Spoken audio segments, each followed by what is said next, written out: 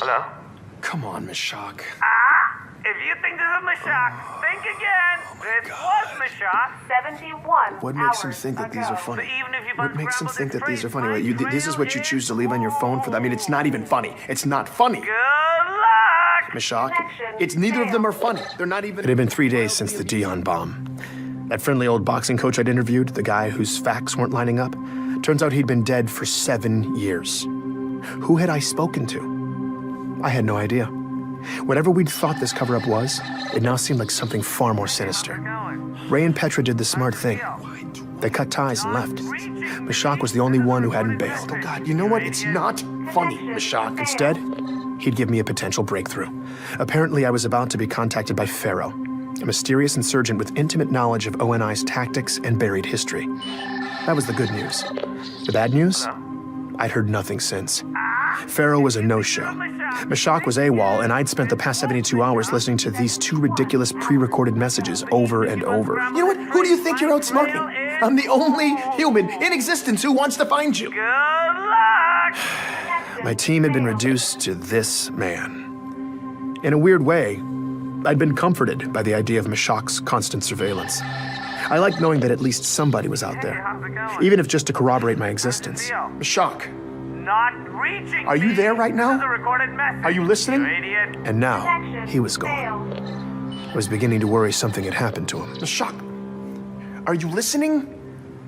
Just tell me if you are. Wait, is that you? Mashak? I'm so glad you got through. Oh, man. Where have you been? So I could rub it in your face that you're now 3 full Oh, days come on! behind me. Oh, my God. Good luck. Oh, my God, if I ever get a hold of him, I'm going to kill him. I'm Benjamin Giraud, and this is Hunt the Truth.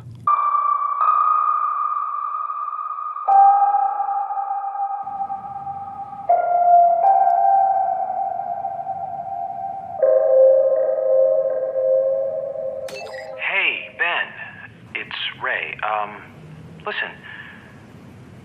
Is there any chance we could grab a drink?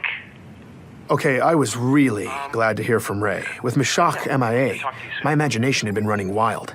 If anything had happened to either of them or Petra, that was on me. So getting this call was a huge relief. But Ray's never exactly been a let's grab a drink kind of guy, so something must have had him spooked. I rushed over to meet him at this dank dive bar near his place. So, I'm here with Ray and a lot of loud, drunk people. Think of all of them as providing cover, allowing us to talk in secret. Exactly.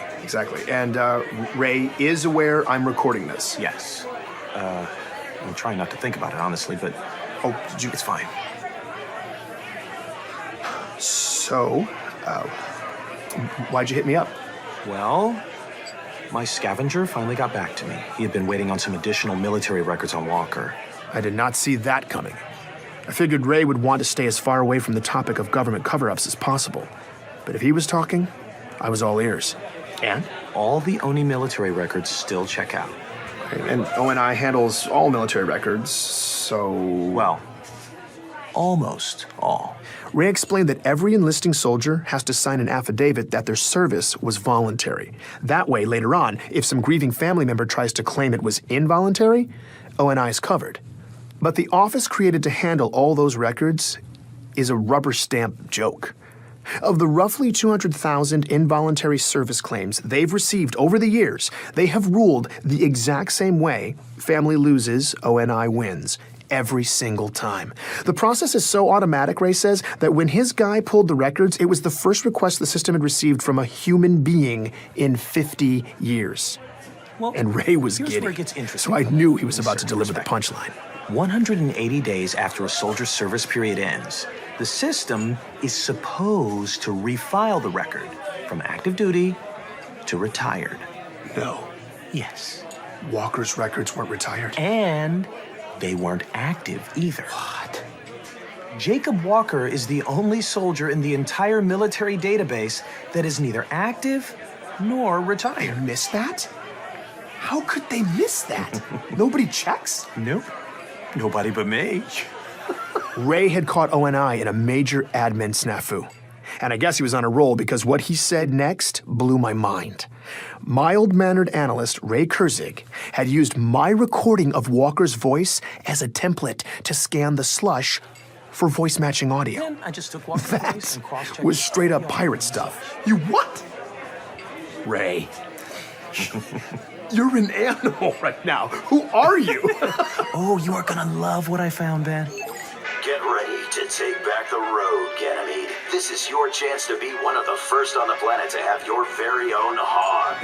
More than 3 tons of... Here is our boy, Jacob, 19 years ago, hawking utility vehicles for some random dealership. Hog, one of Oh the my God. must-own and best-driving It's a utility commercial? vehicles on the market. Yeah. The new 56 hogs He's an are shipping actor. now. Visit or call a qualified dealer. It's Beauty and the Beast. I couldn't believe it. I was listening to one of the military sources O&I provided me doing a commercial for a hog dealer on Ganymede, when Records had him stationed on the other side of human space. O&I had completely faked Walker, and Ray had caught the stupid bastards red-handed. That's incredible. Sitting there, having that drink, all the frustrations and anxiety that had been blaring in my face for weeks started to fade. Was it a bomber jacket? We ordered another round. All the time. Ray was actually being funny. I don't even think we were talking about the story anymore, and for a little bit, I felt Humiliating. normal. Oh, man. It didn't last, though. The implications were percolating in the back of my mind, and it wasn't long before it all came roaring back. If Walker's boot camp stories weren't real, then the fog around the Chief's origins extended beyond his fabricated age 16 enlistment. How far did it go? Where did the truth even begin? All I knew at this point was who I had to speak to the moment I walked out of that bar. It was the only person that Walker's tale had contradicted, and it was someone I'd totally blown off. I just hoped Anthony Petrosky would take my call. Oh, so now you want to hear my story, Yeah. huh? Yeah, hey, look, I owe you an apology. When we spoke, I didn't know what to believe, and I really should have given you the benefit of the doubt, man. Okay, just don't get too weird, all right? It was awkward, but after a few minutes, Petrosky eventually started warming up. And I've been listening to your story. Really? What do you think? Well, I mean,Oni's lying, right? Yeah. Nah, it's disgusting. Yep. You know, they just make up whatever the hell they want, like we're all stupid or something. You know, just like, oh, where's the problem? Deep space? Well, let's just throw a glass planet at it, toss in some insurrectionist bad guys, and the story's good to go. You know, it's ridiculous. It's so ridiculous. But all your outer colonies people, though, the listeners, man, they're tearing that crap down. You know, it's great. Oh, It's great. I know. I knew exactly what question I had to ask Petrosky, but I didn't want to ask it. If I was being honest, I'd been avoiding it my entire career. The Spartan program had a dark cloud around its origins. Civilians had no idea, but soldiers had always whispered about it in the ranks. Even the few scattered details I'd gleaned during my years reporting from the front had been enough to convince me that this was one stone I didn't want to overturn. I was embarrassed to admit I just avoided it, but I couldn't avoid it anymore. Anthony would tell me everything. I just had to get up the courage to ask, and when I did, here's what he said. Look, all I know is rumors, but everybody whispers about it. Oni kidnapping little kids, leaving behind decoys to cover their tracks. Just clones. Clones that were doomed to get sick and die. And all the families thought they were burying their kids. But really, though, their little kids were now government property, kept by Oni, training to be Spartans for years. And then, when they're barely like teenagers, they start biologically augmenting them, which is just a fancy way of saying they tore the kids to pieces and rebuilt them with tech. Whatever tweaks could give the government tactical advantage. Jesus, man.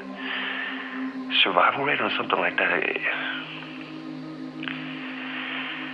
But the kids who did live through it, you know, Oni eventually cut them loose. Just sent them out to clean up the ugly in the galaxy. You know, all top secret. Spartans are super classified, so hush, hush, soldier. But then the Covenant showed up.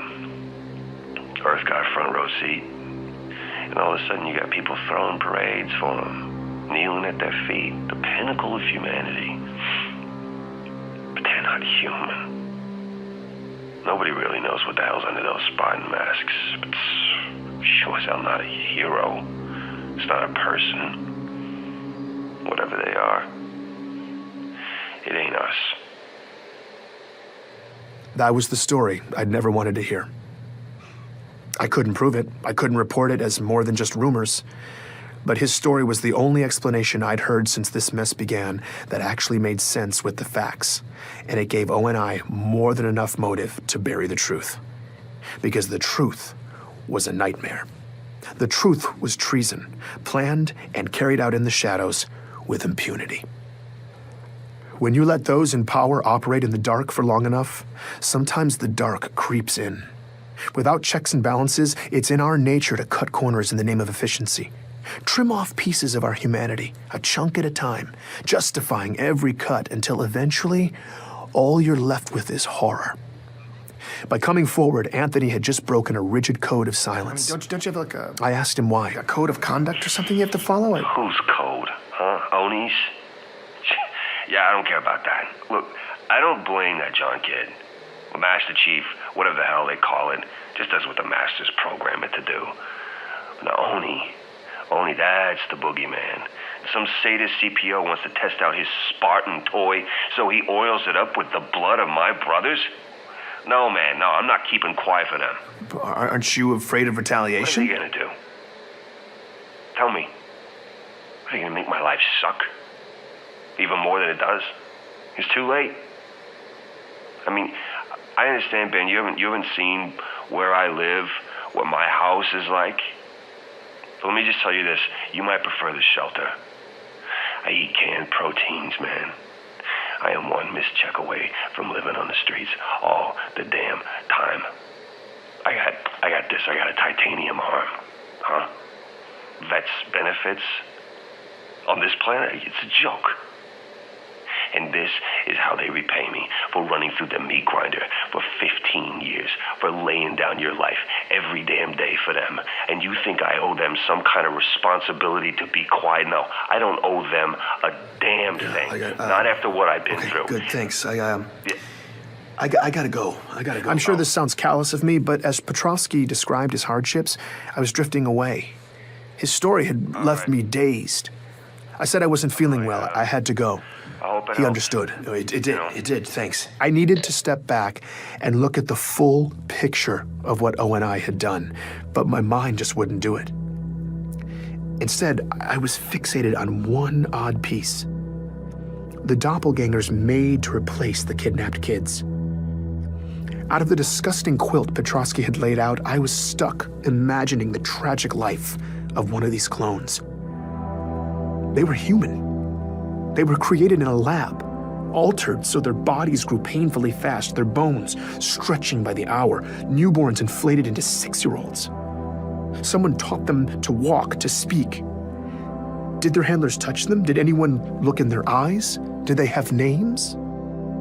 When it was time, ONI plopped them into some other kid's life, leaving them alone in a dark, unfamiliar room in a bed that was probably still warm.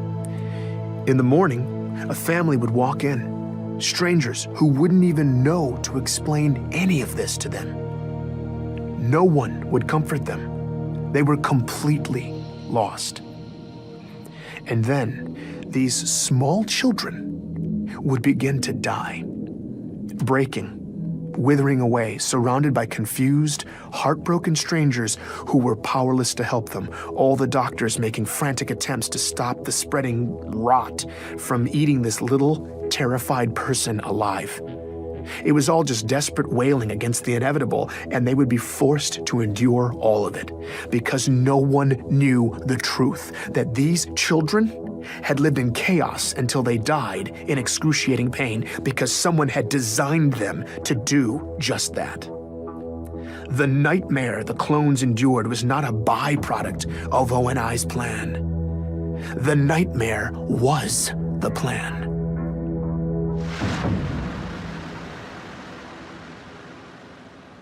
Did you hear an unpleasant story? It was still dark outside when I was awakened by that voice. I live alone and someone was calling me from the shadows. Ben, come in here. I was petrified. Then I realized it was coming in over one of the networks. My communication system had been hacked. I started recording. FERO was finally here. And apparently, she'd let herself in. Did you listen this time? Yes, I did. I feel like if people knew this story, if we could prove the cover-up, it could really start a fire. Maybe, but you only have so much reach. With only controlling 90% of communication, that fire might take a while to spread. And we're not sure we have that much time. Not with what's coming. What? What's coming? The anomalies in deep space your friend Mishak has been tracking. We don't know what it is yet, but it's getting stronger. Pieces are moving out there, and we have to move faster. Okay. How? There are friendly ears in the UEG. People who have been kept in the dark, many of them with real power. And if they heard your story, they would come down hard. Who are you talking about? Politicians? Who's O&I been keeping in the dark? There are high-ranking senators who don't know about any of this. You need to tell them. Speak truth to power. Get Oni Brass in the same room when you do it so they don't have a chance to spin it. And the senators would be able to blow it all up right there. Okay, but what am I going to do? Arrange a roundtable with O&I chiefs and Senate leadership? Even if those people ever were in the same room, they wouldn't invite me over to ambush half of them. I don't see the opportunity. We create the opportunity. How? By creating panic. We give the public a hard truth. Ugly information that Oni can't contain. The cover-up, the Spartan program stuff. No, that's what will ignite the senators. The public needs a headline, imminent and explosive. Your story will make waves in the outer colonies, but on Earth and everywhere else, it's too complex and historical to cut through the noise. We don't have time for a slow burn. The public needs to hear a simple message that we all might be about to die. And that's what we'll give them. FERO was a force of nature, and something big was about to happen. It would get sympathetic politicians and ONI leadership all in the same room and set the table for me to lay out my proof, expose the cover-up, and blow it all open. Oni will be right where you want them, and then I'll open the door. And once you're in, you go for the throat. Please join me for the next episode of Hunt the Truth.